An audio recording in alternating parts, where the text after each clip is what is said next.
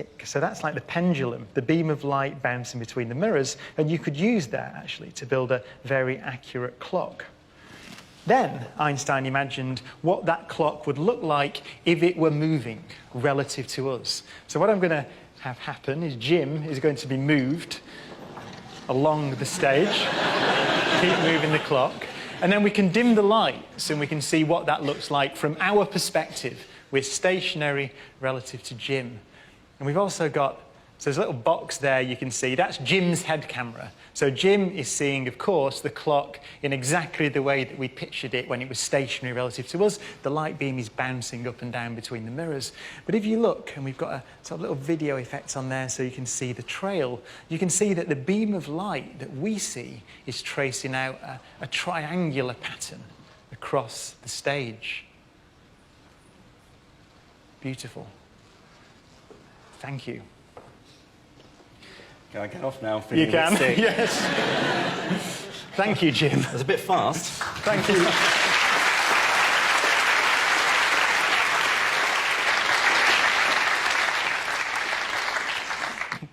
What a great use of that wonderful intellect. But it was beautifully demonstrated. What we saw there was, if I sketch it out again from our perspective now, from the audience's perspective, is that here are all those mirrors.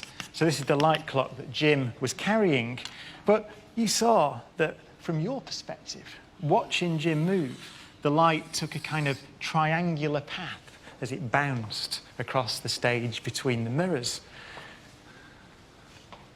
Here is what Einstein's postulate, if you like, Einstein's suggestion that the speed of light is constant for all observers, implies. See, this path is obviously longer than this path. So, if we all agree on the speed of light, then it is obvious that it must take the light longer to tick for the moving clock than it does for the stationary clock.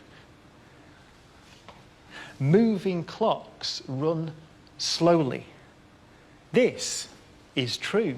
Time really did pass at a different rate for Jim.